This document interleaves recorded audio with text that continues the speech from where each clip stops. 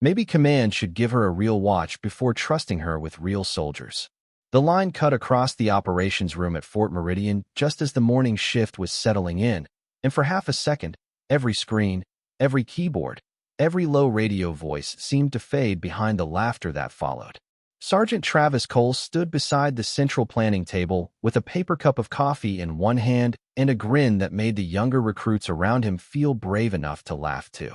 His eyes were fixed on the cracked watch strapped to Lieutenant Claire Bennett's left wrist, an old field watch with a scratched steel case, a faded black face, and a thin split across the glass like frozen lightning. It did not belong in that room. Not beside encrypted radios, satellite feeds, digital clocks, biometric locks, and wall-sized tactical displays glowing in clean blue light. It looked like something pulled from the bottom of a drawer, something a person kept because they had forgotten to throw it away. Claire Bennett did not look up right away. She stood at the edge of the main display, tall enough to command attention but quiet enough that most people forgot she was there until she moved. Her uniform was pressed, her boots clean, her blonde-brown hair tied low at the back of her neck.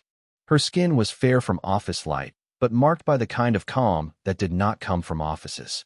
On her right sleeve, just above the seam, rested a small silver patch most of the room had never seen before, an eagle wrapped around an anchor, wings half open, talons locked as if holding something precious from falling.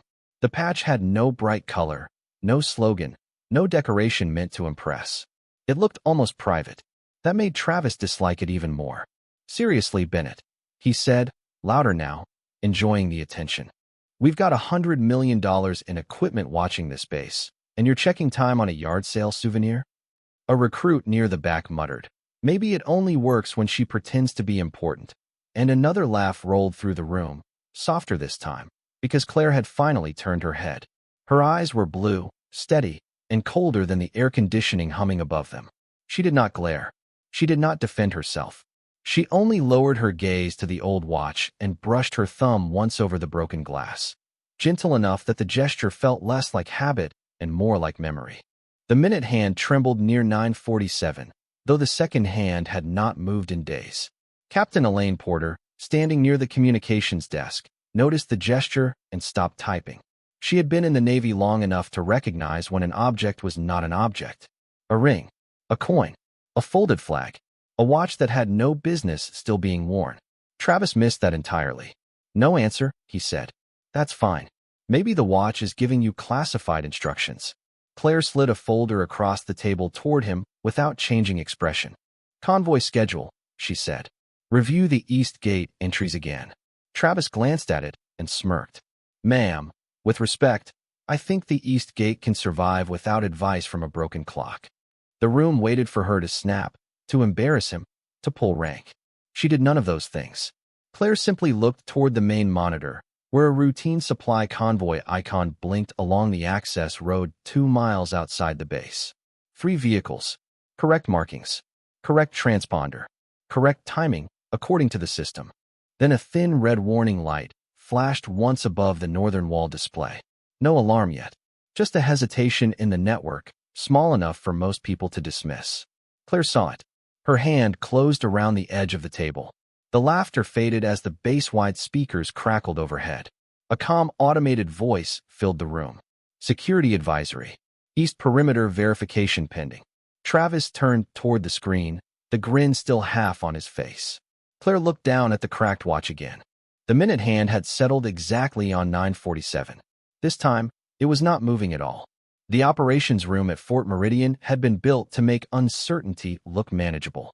Every wall carried information. Every screen had a purpose. Weather patterns rolled across one display, access logs filled another, and a live map of the base pulsed quietly in the center of the room. Outside, the Virginia morning was still gray and cool, the kind of morning when fog hung low over the fencing and made every watchtower look farther away than it really was. Inside, Lieutenant Claire Bennett stood motionless beneath the pale glow of the monitors, watching the east perimeter feed with the kind of patience that made people uncomfortable. She had arrived at Fort Meridian only 6 days earlier, transferred without ceremony, without explanation, and without the usual introductions that followed officers with important histories. Her file was clean but thin, too thin for someone her age and rank. It listed training schools, command qualifications, logistics oversight, and emergency response planning. But there were gaps where years should have been. Those gaps had become a quiet topic among the younger personnel. Some thought she had come from an administrative post. Others assumed she had been placed there because the base needed a polished face for inspections. Travis Cole had decided she was another officer who looked better in a briefing than in a crisis. Claire had given him no reason to think otherwise. She spoke only when necessary. She walked the corridors before sunrise. She checked gate logs by hand, even when the system had already cleared them. She watched small things: a guard switching shoulders too often, a camera that lagged half a second, a maintenance truck parked 6 feet outside its usual mark. Most people saw routine. Claire saw patterns. At 7:15 that morning, she had stood alone near the east gate and looked down the access road, as if listening to something no one else could hear. A junior sailor had offered to call transport for her, but she had declined with a polite nod and kept walking the fence line, her cracked watch catching the weak sunlight. That watch had bothered people from the start. It did not match her. Claire Bennett looked composed, capable, and almost impossibly calm, with fair skin, clear blue eyes, and a quiet beauty that made her seem carved out of discipline rather than softness. Her uniform was never careless. Her silver eagle and anchor patch sat perfectly aligned on her sleeve. Yet the watch remained old, scarred, and stubbornly out of place. Some assumed it was sentimental. Some assumed it was affectation. No one asked twice after seeing her face when she touched it. Now, as the advisory tone faded from the speakers, Claire leaned over the console and tapped the East Gate convoy log. "Pull the last 3 entry confirmations," she said. Captain Elaine Porter moved quickly, her earlier hesitation gone. On screen, 3 green approvals appeared, stacked in clean lines. Vehicle identification matched. Driver credentials matched. Cargo manifest matched. Arrival estimate matched. Everything looked right. That was what made Claire's expression change. Not fear. Recognition. "They are early," she said. Travis frowned. "By system time, they are on schedule." Claire looked at the digital clock above the main display, then at her broken watch, still frozen at 9:47. "System time is what they want us to trust," she said quietly. "Real schedules leave fingerprints." Porter turned toward her. "What are you seeing?" Claire pointed to the convoy route, then to a maintenance notation buried beneath the gate status. Fuel inspection at the East Storage Yard was delayed 7 minutes this morning.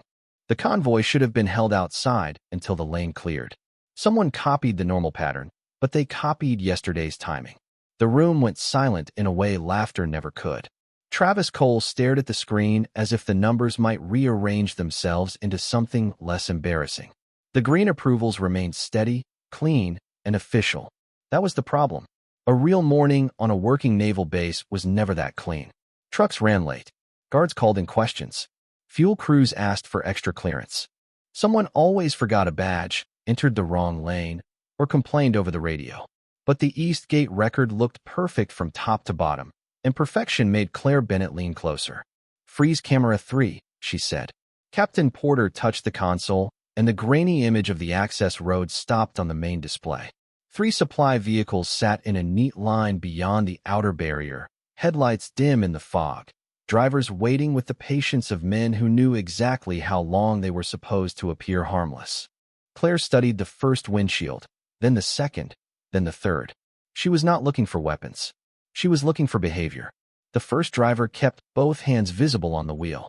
The second looked straight ahead, without checking his mirrors. The third vehicle sat 8 feet farther back than regulations required. "That one," Claire said, pointing to the rear truck. "Zoom in on the front left tire." A recruit at the side console hesitated. Travis gave a short laugh, though it came out thinner than before. "Now we are inspecting tires because of yesterday's timing?" Claire did not turn around. "Because drivers who know our inspection lane know where the oil stain is." Porter zoomed in. Beneath the third truck, the tire rested just outside a dark mark on the pavement where every regular supply driver stopped out of habit. It was a tiny detail, almost nothing, but the room felt at land. Travis folded his arms. That could be a new driver. Then he would have asked for a spotter, Claire said. He did not. Her voice stayed level, and that calm made the situation heavier. She moved to the side monitor and pulled up the East Storage Yard schedule. The fuel inspection delay blinked in a small yellow note that most people had ignored because it did not rise to the level of an alert. They built their entry around yesterday, she said. Yesterday the lane cleared at 9:40. Today it clears at 9:47. Porter looked from the screen to Claire's wrist. The old watch sat still against her skin, its cracked face reflecting the monitor light. "Lieutenant," Porter said carefully, "how did you know to check 7 minutes?" For the first time since the advisory began, Claire paused. Her thumb brushed the edge of the watch band, not to show it off, not to hide it, but as if confirming it was still there. "Because 7 minutes is how long it takes a base to trust the wrong routine," she said. No one laughed.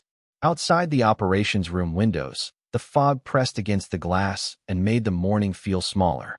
On the radio, the East Gate guard requested clearance to begin manual verification. His voice was casual, unaware that 20 people were watching his camera feed. Travis stepped forward, pride fighting with uncertainty.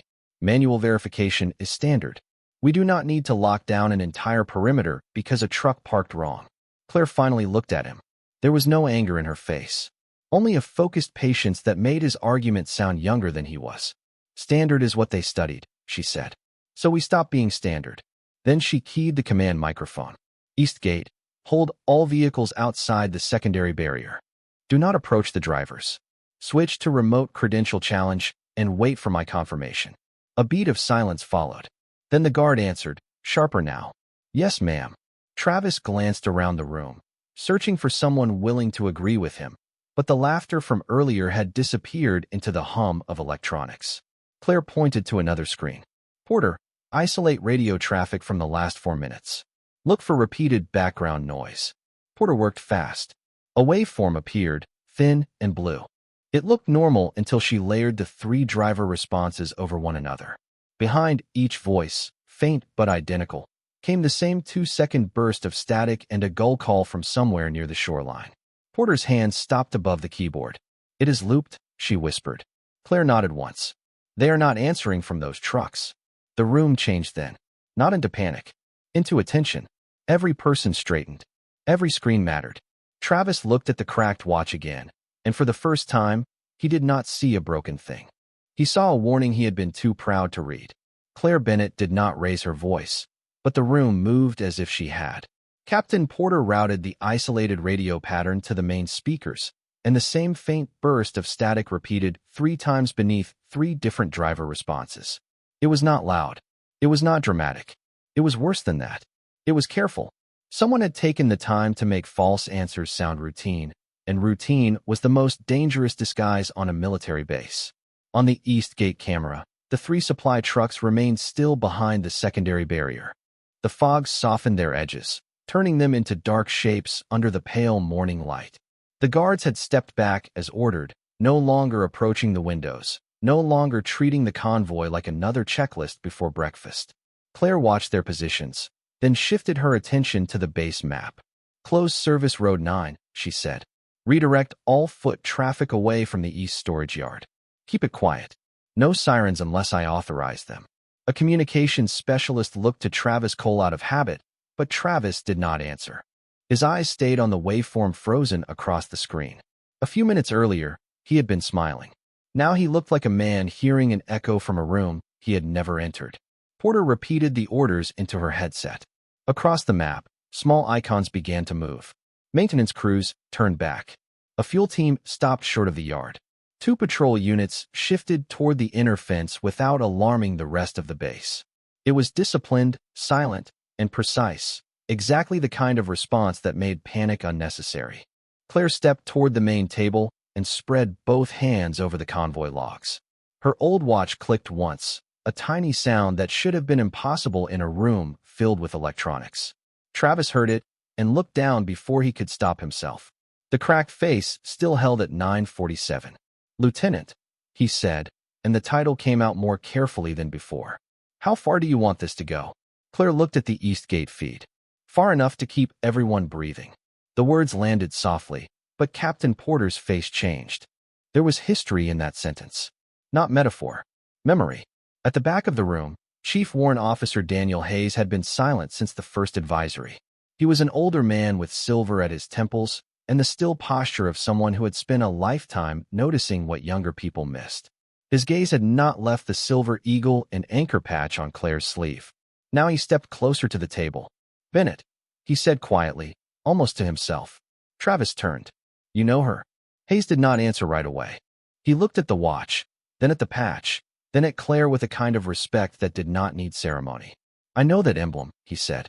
The room seemed to tighten. Claire did not look pleased. She looked resigned, as if a door she had kept closed was beginning to open without her permission. "Chief," she said, warning him gently.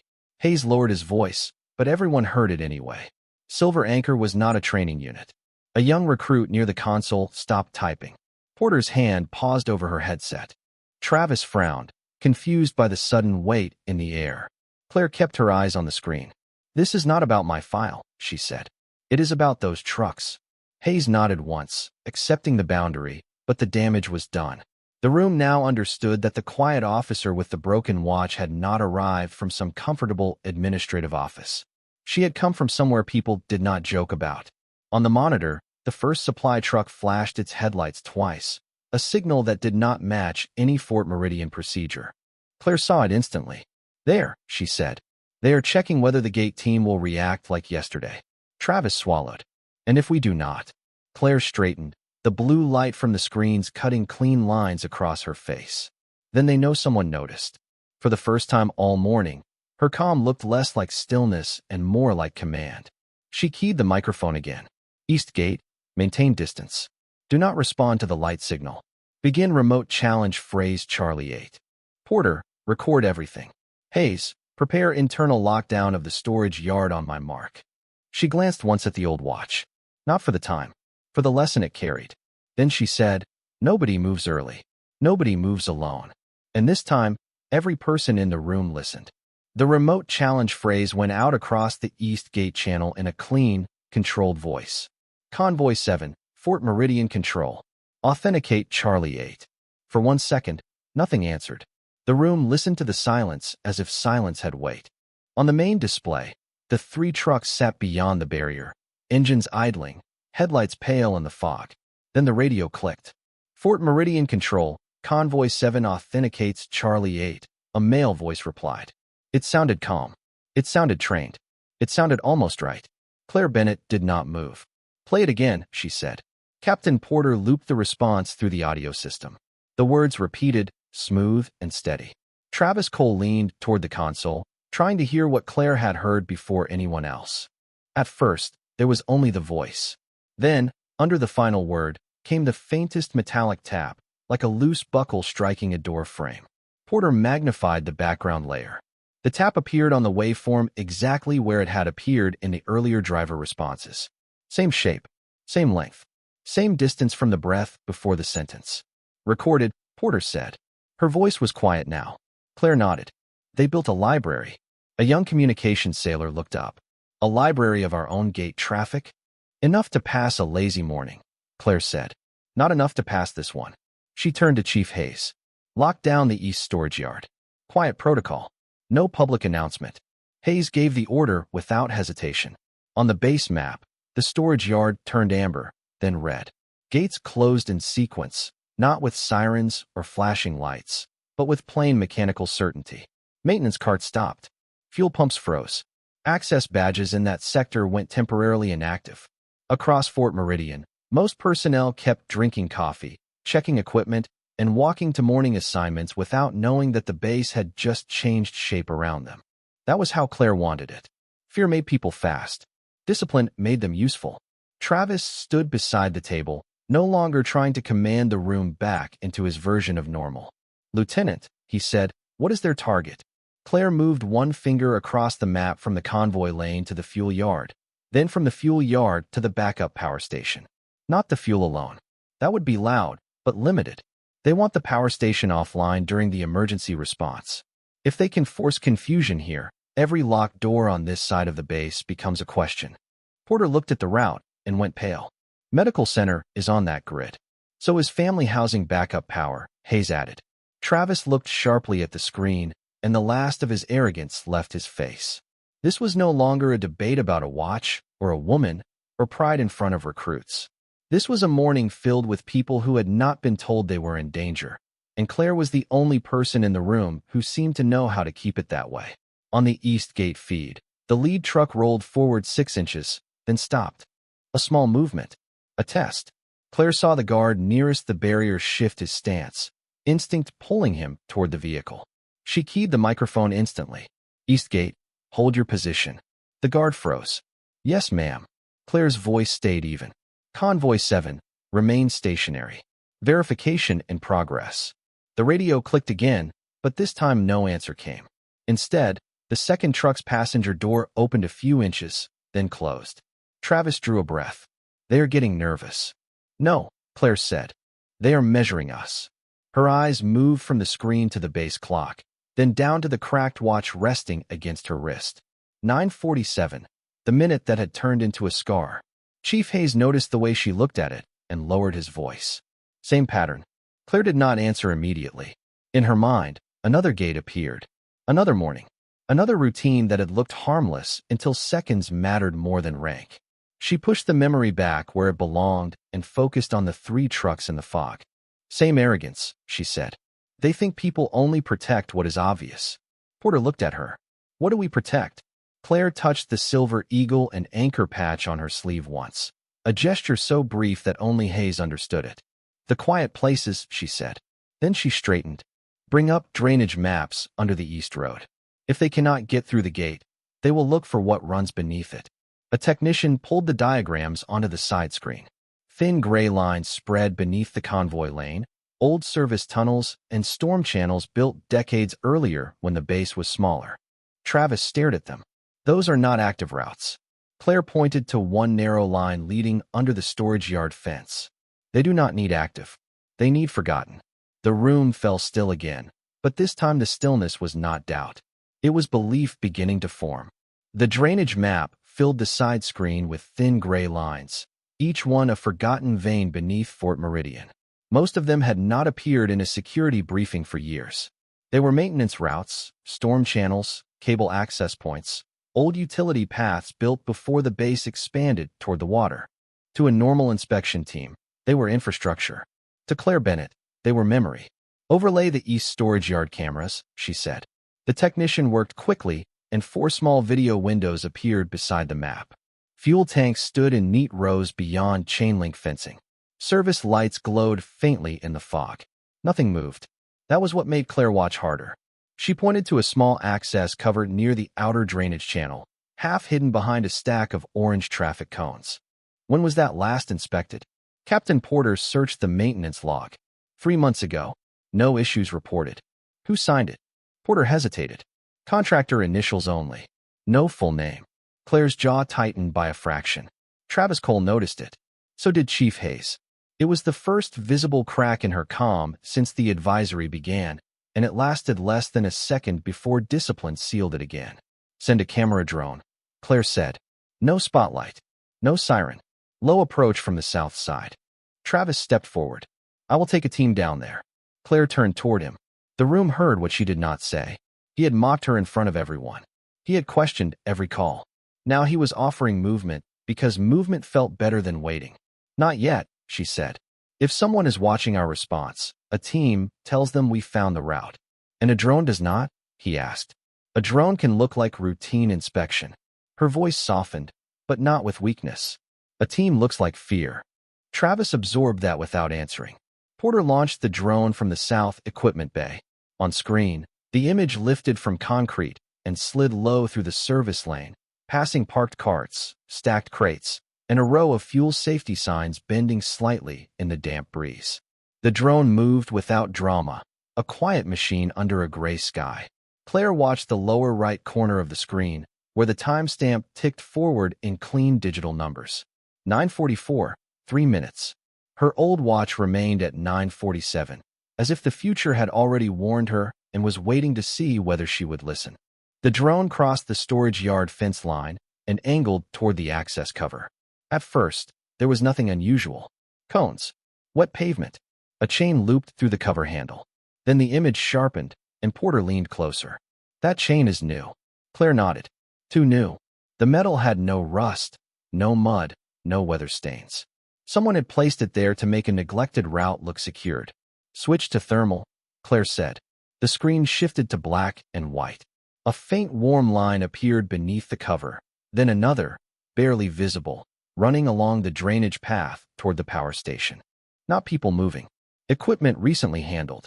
Air displaced. Heat where cold concrete should have been. Hayes exhaled slowly. They are already underneath. Travis looked toward Claire. How did you know?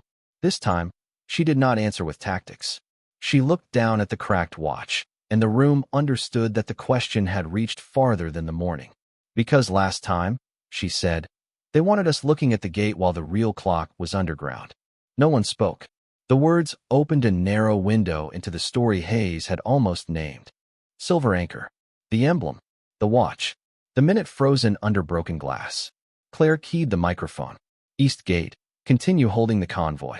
Do not escalate. Make them believe the gate is still our concern. Then she turned to Porter.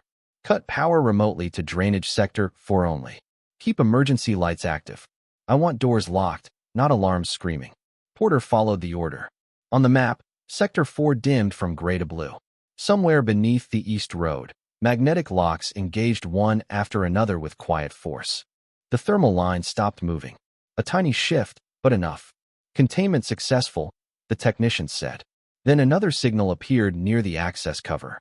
A small red pulse on the drone feed. Not a blast. Not a fire. A transmitter searching for a path that had just vanished. Claire leaned closer. There it is. Travis swallowed. What is it trying to reach?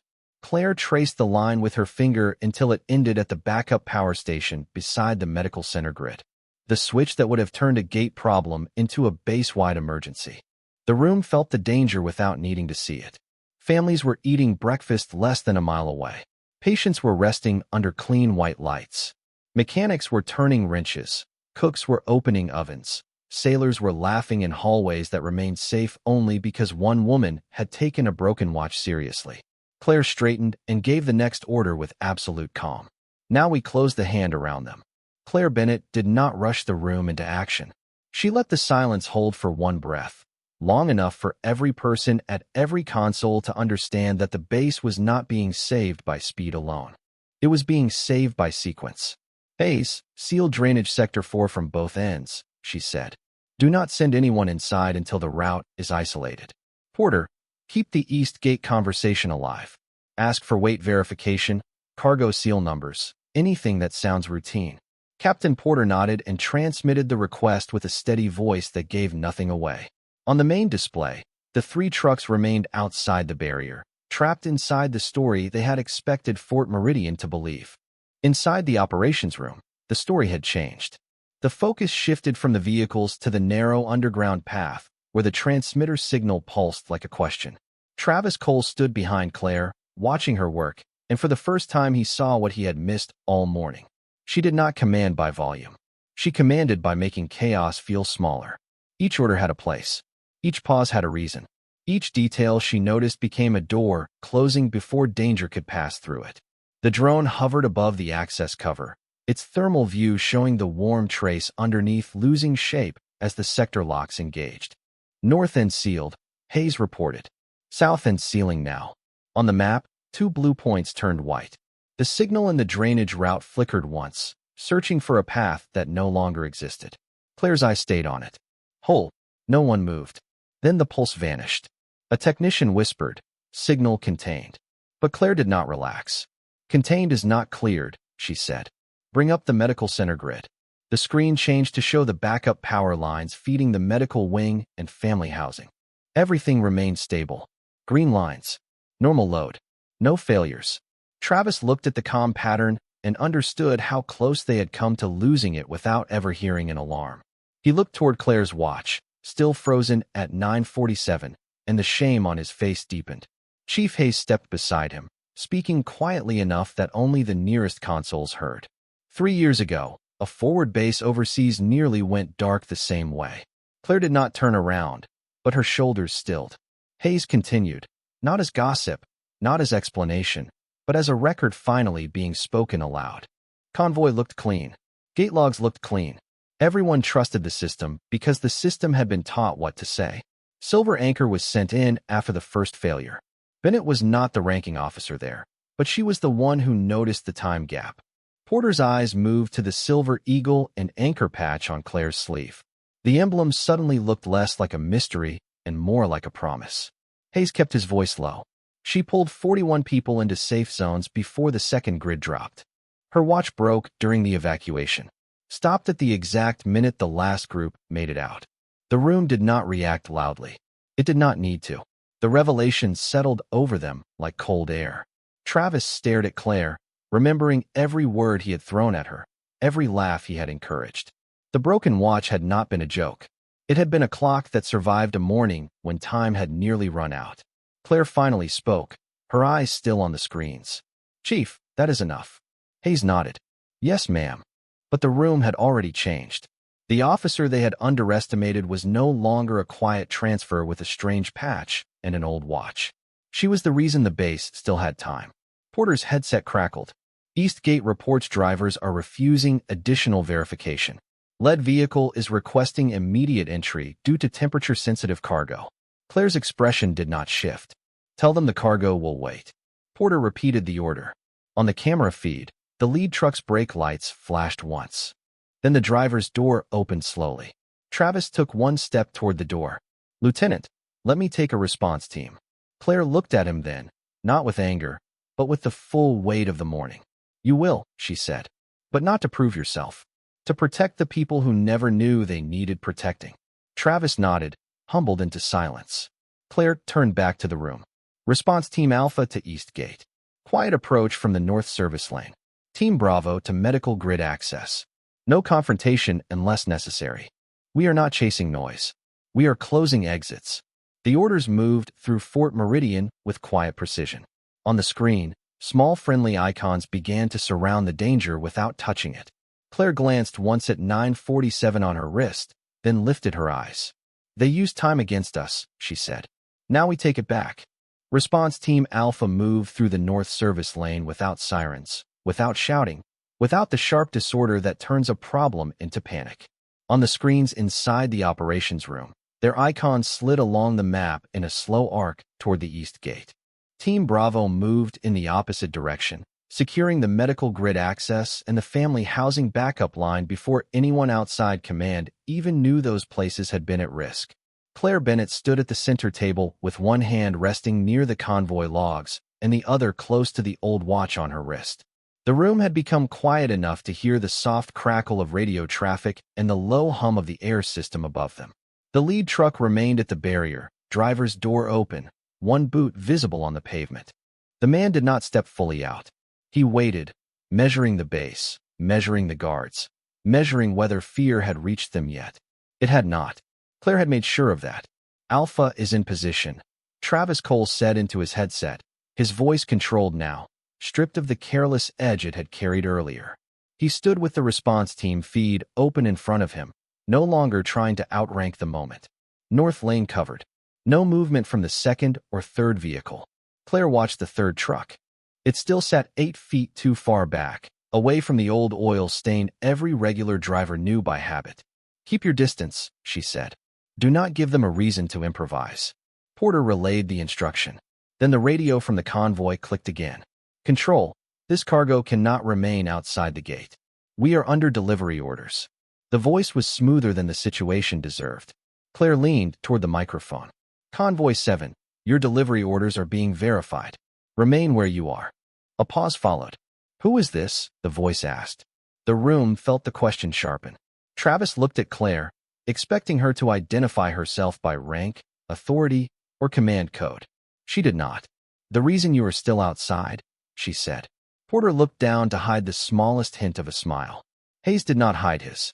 On the drone feed, the transmitter near the drainage cover blinked again, weaker now, boxed in by locked sectors and dead routes. "Bravo reports medical grid secure," Hayes said. "Backup line stable. No unauthorized access." Claire nodded. "Good. Now isolate the trucks from the network. Cut their transponder handshake, but leave visual contact." The technician executed the order. On the main display, the convoy icons flickered from green to gray. For the first time, the system stopped pretending to trust them. At the gate, the lead driver looked down at something inside the cab. His shoulders changed. Not panic. Recognition. He knew the base was no longer reading the script. Lead driver is reaching toward the dashboard, Travis reported. Claire's voice stayed calm. Flood the lane with light. The east gate lamps came alive all at once, bright white beams cutting through the fog and washing the trucks in clean exposure. Every camera angle sharpened. Every window, plate, seal, tire, and hand became visible. The driver froze. Alpha Team held position behind cover, present but not provoking. Claire pointed to the third truck. Cargo seal on rear vehicle. Zoom. Porter enlarged the image. The seal number matched the manifest, but the plastic tie holding it sat backward. A small mistake. A human mistake. Claire saw it, and everyone saw her see it. That truck never came from our supplier, she said. Supplier ties seals with the number facing out for gate cameras. Travis closed his eyes for a brief second, absorbing how close his earlier confidence had come to opening the gate. When he opened them, his voice was steady. Request permission to order all drivers out for remote compliance. Claire glanced at the map. Alpha in place. Bravo secure. Drainage route sealed. Medical grid stable. Family housing untouched. The base still breathing. Granted, she said. Travis transmitted the order. Convoy 7. All drivers will exit slowly, hands visible, and move to the marked inspection line. You will comply now. The response was silence. Then one door opened. Then another. Then the third. The drivers stepped into the harsh white light, no longer protected by fog, routine, or borrowed voices. Security teams moved with practiced restraint, guiding them away from the vehicles, ending the threat without spectacle. No shouting carried across the base. No crowd gathered. No one in the cafeteria stopped eating breakfast. That was the victory Claire wanted. The kind no one noticed because nothing terrible happened. Porter looked at the status board as the final red indicator turned green. East perimeter secure. Drainage sector secure. Power station secure. A long breath moved through the operations room. Not celebration. Release. Claire looked down at the watch. The cracked glass caught the light. 9:47. Still stopped. Still remembering. Travis removed his headset and turned toward her, his face pale with the weight of what he owed and what she had prevented. Lieutenant Bennett, he said quietly, I was wrong. Claire did not answer at first. Her eyes remained on the live feed of the base beyond the gate. Guards standing safe, trucks contained, fog lifting from the road, ordinary life continuing behind the wire. Then she lowered her sleeve over the silver eagle and anchor patch. Being wrong is survivable, she said. Staying loud after the truth arrives is what gets people hurt. Travis looked at the broken watch one more time. This time, he did not see damaged glass. He saw 41 people from another morning, and an entire base from this one, held inside a single frozen minute. By 10:12, Fort Meridian looked ordinary again. That was what stayed with Travis Cole the most. The cafeteria still smelled like coffee and toast. A group of sailors crossed the walkway outside the operations building, laughing about weekend plans. A maintenance cart rolled past the medical center at a careful 5 miles per hour. The flag above the main courtyard lifted in the clearing wind, bright against the gray sky. Nothing on the surface showed how close the morning had come to becoming a story told in lowered voices. Inside the operations room, the final incident reports moved across the screens in clean lines. 3 vehicles secured. East perimeter cleared. Drainage sector inspected. Backup power stable. No injuries. No public alarm. No families frightened from their breakfast tables.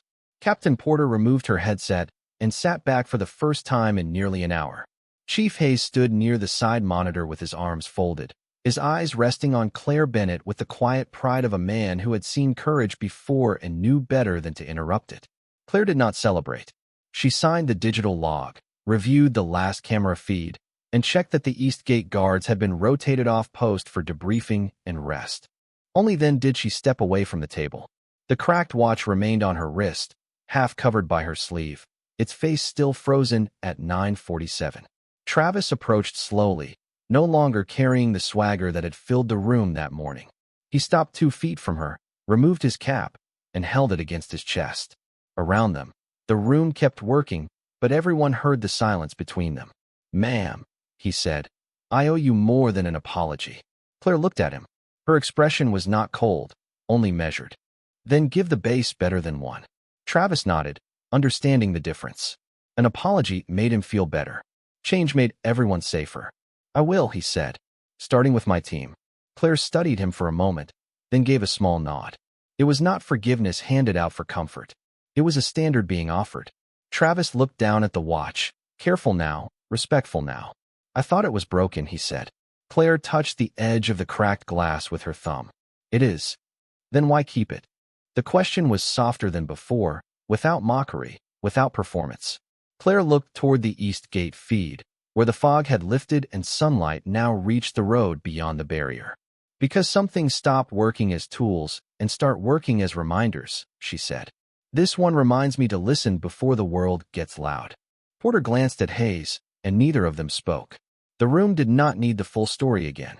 It was already there in the way Claire carried herself, in the silver eagle and anchor patch on her sleeve, in the frozen minute that had outlasted a past emergency and warned them through a new one. Later that day, the young recruit who had laughed about the watch passed Claire in the hallway and stepped aside without being asked. He did not salute too quickly or stare too long. He simply stood straighter.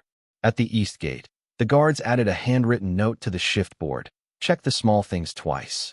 In the operations room, Travis erased an old joke someone had written beside the convoy schedule and replaced it with a new line in black marker. Routine is not proof. By evening, the base commander had reviewed the response and asked Claire if she wanted formal recognition during morning formation. Claire declined. She did not need a speech in front of people who had already seen the truth. She walked out into the cooling air as the last sunlight touched the windows of the medical center and the family housing beyond it. The base was alive with ordinary sounds: doors closing, boots on pavement, a distant whistle from the athletic field, the low murmur of a place that had been protected without ever knowing the full cost. Claire paused near the courtyard and looked once at her watch. 9:47. Still cracked. Still silent. Still carrying the weight of 2 mornings. Behind her, Travis stepped out of the operations building with his team. He saw her standing there and, without a word, came to attention. One by one, the others followed. No one laughed. No one whispered. No one saw a broken watch anymore. They saw discipline.